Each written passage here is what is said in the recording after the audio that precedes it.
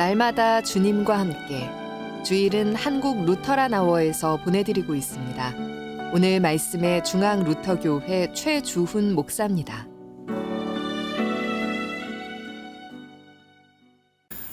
하나님 아버지와 우리 주 예수 그리스도로부터 오는 은혜와 평강이 이 자리에 계신 모든 여러분과 함께 하시길 주님의 이름으로 축원합니다. 오늘의 교회력 복음서 본문은 누가복음 13장 22절 이하 말씀입니다. 각 성, 각 마을을 두루 다니며 가르치시던 예수님의 일행이 이제 예루살렘 성에 가까이 오게 됩니다. 그때 일어난 일이죠. 어떤 사람이 예수님께 갑자기 나타나더니 예수님, 구원을 받는 자가 정말 적습니까? 라고 그렇게 묻습니다. 그런데 이제부터 좀 특이한 것은 주님이 이 질문한 이 사람에게 직접 답을 주지 않았다고 하는 점입니다. 여러분들이 누가복음 13장 23절을 확인해 보시면 알겠지만 어떤 사람이 물었는데 예수님께서는 그들에게 답하셨다라고 되어 있습니다. 여기서 그들이라고 하는 것은 예수님 앞에 있던 모든 사람들을 뜻하겠죠. 근데 참 이상해요. 왜 예수님께서는 한 사람이 질문을 했는데 모든 사람에게 답을 하셨을까요? 그 이유는 지금 이 사람이 질문한 이 구원의 문제라고 하는 것은 단순히 한 개인의 관심사가 아니라 모든 사람들의 궁극적인 관심사이기 때문입니다. 그래서 예수님께서는 모두에게 설명할 필요가 있어서 이렇게 말씀을 합니다. 오늘 함께 묵상할 본문은 상당히 매우 짤막하지만 사실은 그 내용은 단순하지 않고 지금 이 자리에서의 우리가 어떻게 살아야 될지, 또 세상 끝날 일어날 구원은 무엇인지 그런 내용들을 모두 다 포괄하고 있습니다. 이제 어떤 이야기가 펼쳐지는지 함께 성경을 펼쳐서 여러분들이 확인해 보시기를 바랍니다. 오늘 본문을 좀 자세히 여러분들이 지금이라도 눈으로라도 좀 훑어왔으면 좋겠어요. 그러면 여기는 여러 가지 참 많은 문제들이 있는 것을 아주 쉽게 확인할 수가 있습니다. 어떤 사람이 구원의 문제를 물었을 때 예수님께서 답을 해주시는데 좁은 문으로 들어가기를 힘쓰라라고 이렇게 말씀을 하십니다. 그러면 상식적으로 생각할 때 이 좁은 문이 무엇인지 그 다음에 좀 설명이 쭉 나와야 될 텐데 이어지는 내용은 전혀 그렇지가 않지요. 24절부터 이어지는 내용을 여러분들이 확인해 보시면 거기에는 문을 안 열어주는 주인 이야기가 나옵니다. 이게 28절까지 내용이고요.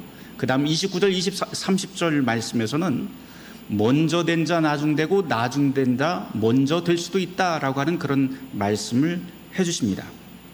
근데 이 세 개의 이야기가 나란히 좀 잘 이어져서 논리적으로 연결되어야 될 텐데 전혀 이어지지도 않고 개연성도 없는 것 같습니다. 심지어 좀 심각하게 이야기를 하면, 극단적으로 이야기하면 예수님의 이 말씀이 굉장히 생뚱맞아요. 도대체 좁은 문은 무엇이고 이런 생뚱맞은 줄거리로 예수님은 우리에게 무슨 말씀을 하고 싶었던 걸까요? 이럴 때는 성경이 성경을 해석한다라고 했던 종교학자 루터의 말을 떠올려 보면 좋을 것 같습니다. 그래서 우리가 성경을 읽다가 난해한 본문이나 난해한 말씀을 만나게 되면 그 앞뒤 문맥도 좀 살펴보고 또 그 성경과 같은 이야기들이 혹시나 다른 곳에 있는지 찾아보면 우리가 성경을 이해하는 데 굉장한 도움이 됩니다. 오늘 우리가 읽은 이 누가복음 13장의 이 말씀도 같은데요. 굉장히 난해한 것 같지만 이 내용과 거의 비슷한 내용들이 다른 복음서에서 우리가 찾을 수 있는데요. 마태복음 19장 16절에서부터 30절 말씀에 거의 비슷한 이야기가 여기에 나와 있습니다. 누가복음 13장과 마태복음 19장을 그래서 여러분들이 좀 비교해서 읽으면 참 좋을 것 같습니다. 어찌 보면은 한눈에 보면은 서로 줄거리가 달라서 전혀 상관이 없는 것 같지만 결정적으로 비슷한 내용들이 여기에 몇 가지가 숨겨져 있는데요. 예를 든다면 이 두 이야기 모두 다 어떤 한 사람이 예수님께 질문하는 것으로 시작이 됩니다. 마태복음 19장에서는 주여 어떻게 하면 내가 영생을 얻을 수 있습니까? 라고 하는 질문으로 한 부자 청년이 질문을 던지고요. 누가복음 13장에서는 바로 우리가 보듯이 바로 이런 구원의 문제로 시작합니다. 그 후에 전개되는 그 방식을 보면 조금 다릅니다만 두 복음서 모두 다 마지막 구절이 30절인데요. 이 30절 말씀은 완전히 똑같습니다. 먼저 된 자 나중 되고 나중 된 자 먼저 된다라고 하는 말씀이 마태복음과 누가복음 모두 30절에 나오고 있습니다.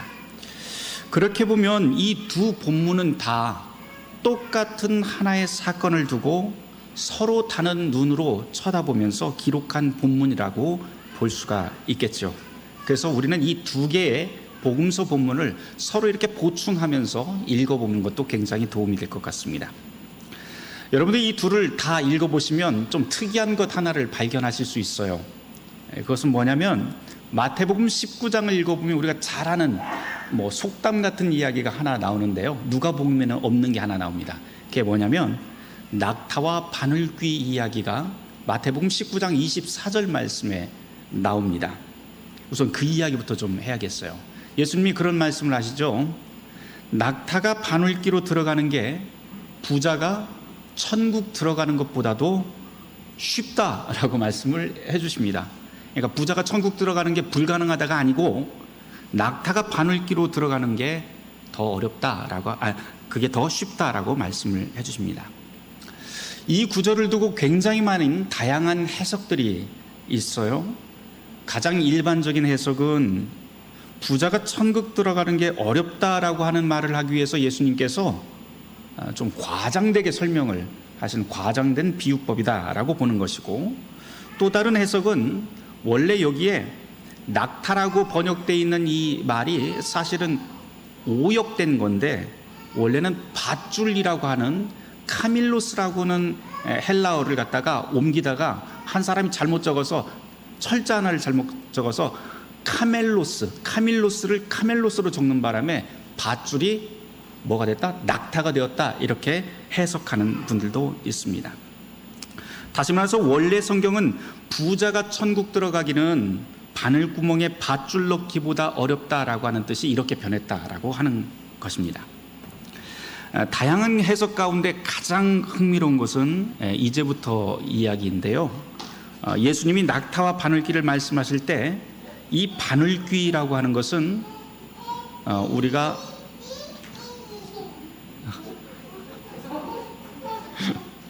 조금 이따 보자, 알았지? 이 바늘귀라고 하는 것은 우리가 씨를 넣는 그런 바늘구멍을 이야기하는 게 아니다라고 그렇게 설명을 합니다. 그게 아니고 이 바늘귀라고 하는 것은요, 실제 이름인데 우리가 아는 그런 바늘구멍이 아니라 예루살렘 성에 가보면 실제로 이 성에 여러 문이 있는데 그 큰 문이 아니고 작은 하나의 개구멍 같은 한 문을 일컫는 원래 이름이 바로 이 바늘귀였다라고 그렇게 설명하는 해석이 있습니다. 그 해석을 읽다 보니까 제가 그럴 수도 있겠다 싶어요. 왜냐하면 우리도 그렇잖아요. 어떤 성 같은 거 이렇게 담장 있으면 거기에 개구멍 꼭 있잖아요. 그래서 거기로 막 왔다 갔다 하기도 하는데 그런 설명입니다. 그런데 예수님께서 이 예루살렘 성에 거의 다 왔을 때 이런 이야기를 들려주셨으니까 아마 그럴 수도 있겠다 또 싶습니다.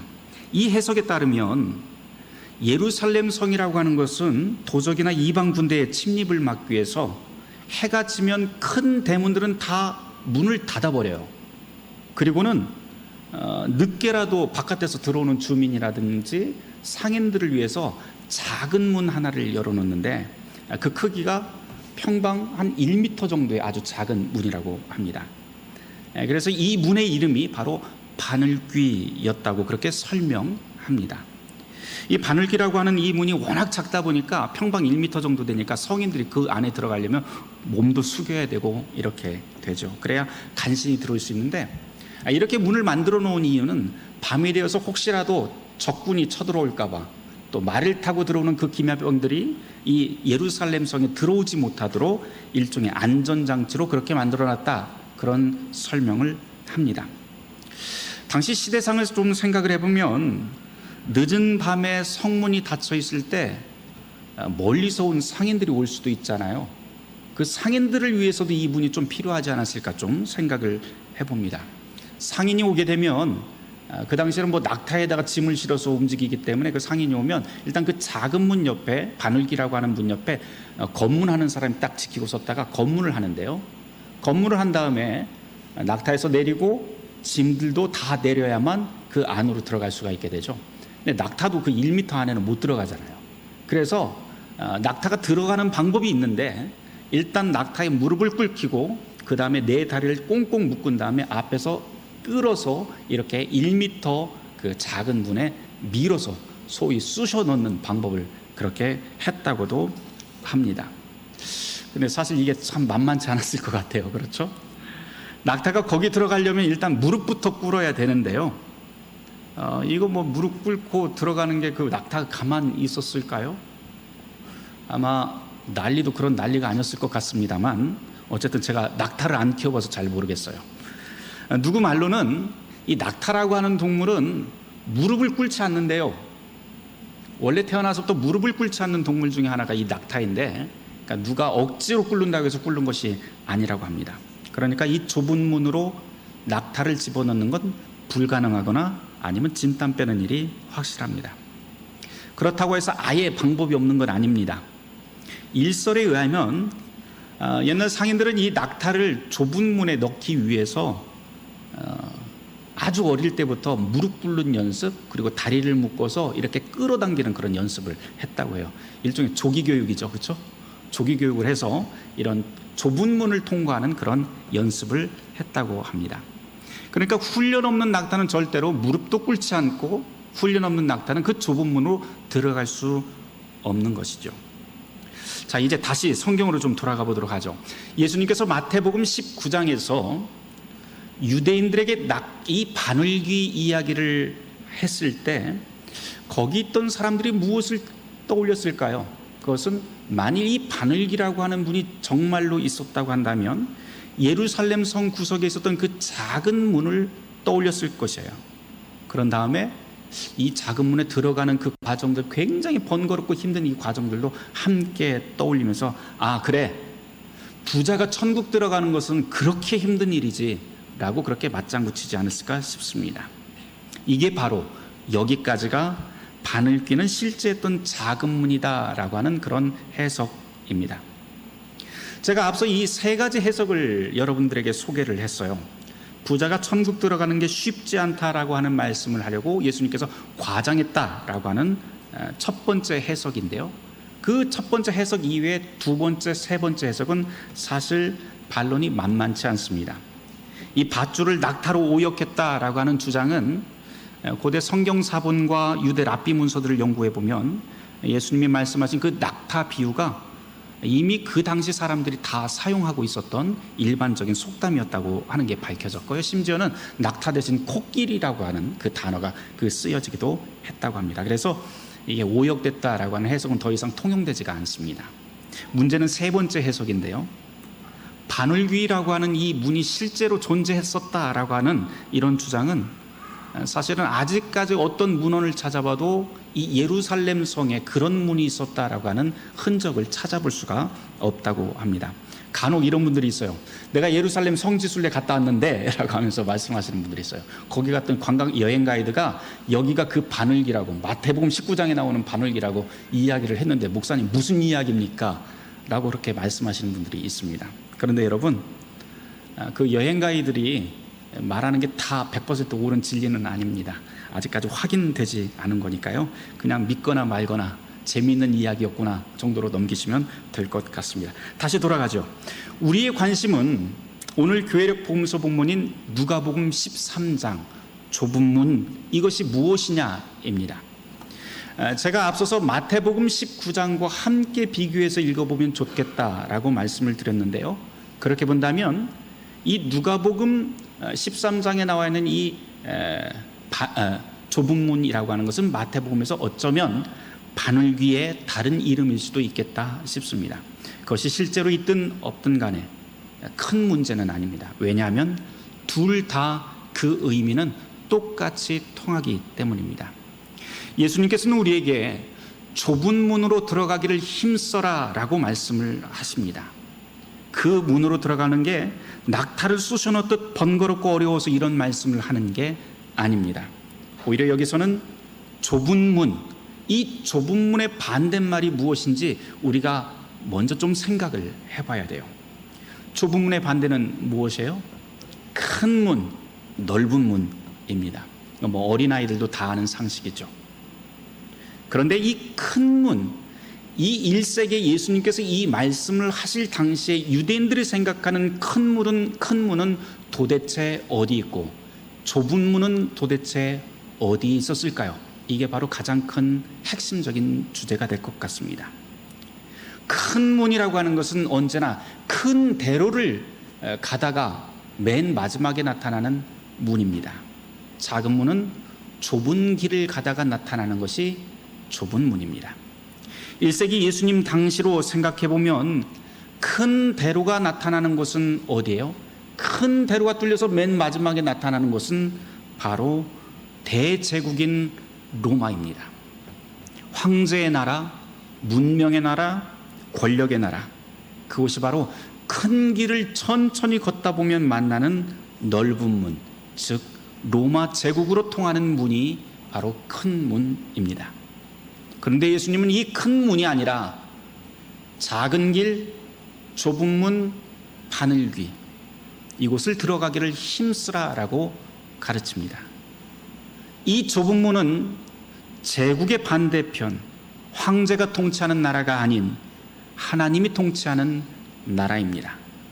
예수님은 여기 들어가기를 힘쓰라고 말씀을 하는데요, 이곳은 집주인인 하나님이 한 번 문을 닫으면 결코 들어올 수 없고 슬피 울며 이를 갈고 후에도 통하지 않는, 열리지 않는 그러한 나라입니다. 마지막 때가 되면 온 사방에서 산자와 죽은 자가 모두 다 일어나서 그분의 잔치에 참여하게 될 것입니다. 그때가 되면 혈통이나 성별, 부와 가난, 지혜, 유무, 서열, 이런 것과 상관없이 먼저 된 자가 나중될 수도 있고 나중된 자가 맨 앞자리를 차지할 수도 있게 됩니다. 왜냐하면 그때 시작할 그 나라는 모든 시간과 모든 공간, 모든 물질과 모든 영을 한 손에 쥔 주님이 모든 것을 심판하며 새로운 세계를, 새 창조를 하시는 그러한 때이기 때문입니다. 주님의 그때가 되면 누군가에게는 공포와 파국의 순간이 될 것이고 또 누군가에게는 영광과 은혜의 시간이 될 것입니다. 주님은 바로 이렇게 마지막 날 일어날 사건을 가르치려고 이 누가복음 13장을 우리에게 들려주시는 겁니다. 그러면서 여러분들이 누가복음 13장을 읽어보시면 1절에서 또 무슨 이야기가 나오면 회개에 대한 이야기가 나옵니다. 그래서 예수님께서는 회개를 선포하고 여러 가지 비유를 통해서 하나님 나라가 무엇인지 우리에게 들려주십니다. 그런 다음 하시는 말씀이 좁은 문, 그것은 넓고 편한 제국의 길에선 만날 수 없는 문을 우리에게 들려주십니다. 이 문은 오직 하나님의 뜻을 따라서 주님의 길을 걸어가야만 할 때, 걸어갈 때만 만날 수 있는 문이 바로 예수님께서 말씀하시는 이 좁은 문입니다. 좁고 불편한 길, 좁은 문이기 때문에 누군가의 눈에는 바보 같은 여정으로 그 길을 가는 사람들이 보일 수 있습니다.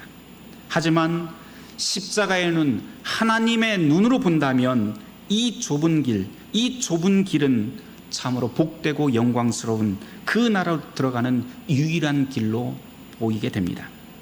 이것을 우리는 신앙의 삶이라고 그렇게 부르죠. 좁은 문으로 들어가길 힘쓰라 라고 하는 이 오늘의 이 복음서 말씀이 사실은 오늘 함께 우리가 축하해야 될 유아 세례와 참 잘 어울리는 것 같습니다. 우리는 세례를 통해서 십계명, 사도신조, 주기도로 우리의 일상을 채우고 늘 성서를 읽고 성찬으로 거룩한 사귐을 나누고 주 예수 그리스도의 날까지 경건하게 살기를 우리 모두가 서약합니다. 그렇게 세례받은 그리스도인은 욕망을 따라서 걷는 제국의 삶을 거절합니다. 그리스도인은 제국의 삶에 숨겨진 좁은 길, 좁은 문을 찾아 걸어가는 사람들이 바로 세례받은 사람들입니다. 이 신앙의 삶은 십자가의 길이기 때문에 누군가에는 아주 바보 같고 우매한 인생으로 보입니다. 하지만 우리가 이 우매하고 이해할 수 없는 길을 갈 수 있는 이유는 같은 하나님의 이름으로 같은 세례를 받은 닮은 꼴의 사람들이 우리 곁에 있기 때문입니다. 같은 믿음, 같은 소망 가운데 서로의 곁에서 서로를 격려하며 같은 길을 우리가 함께 동행하기 때문에 우리는 거기에서 지치지 않고 쓰러져도 다시 일어나서 그 길을 걸어갈 수 있게 됩니다. 그렇게 걷는 신앙의 길 끝에 좁은 문이 보이게 될 겁니다. 그 좁은 문을 열면 거기서 주님은 당신의 약속대로 우리를 참된 빛으로, 그리고 빛나게 우리를 기쁨으로 맞아주실 것입니다. 사랑하는 성도 여러분, 신앙의 좁은 길을 함께 걸어갑시다. 세례를 통해서 우리를 부르시고 당신의 소유로 만드신 하나님께서 마지막 때에 저와 여러분을 기이한 빛 가운데 영광스러운 모습으로 받아주실 것입니다. 바라기는 이 믿음의 길을 걷는 모든 성도에게 주님의 선한 인도가 함께하길 주님의 이름으로 축원합니다. 모든 지각에 뛰어난 하나님의 평강이 그리스도 예수 안에서 우리의 마음과 생각을 지키실 것입니다. 오늘 말씀을 놓고 잠시 침묵기도 하도록 하겠습니다.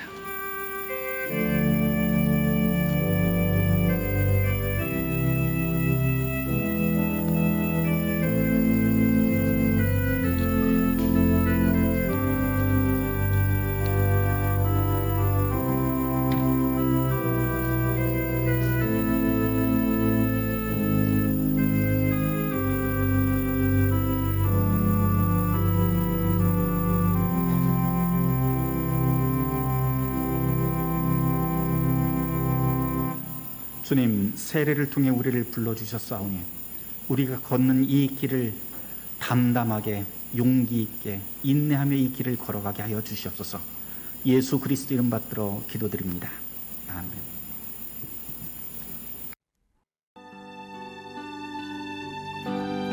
날마다 주님과 함께, 오늘 말씀의 중앙루터교회 최주훈 목사였습니다. 주일 순서는 한국 루터란 아워에서 보내드렸습니다.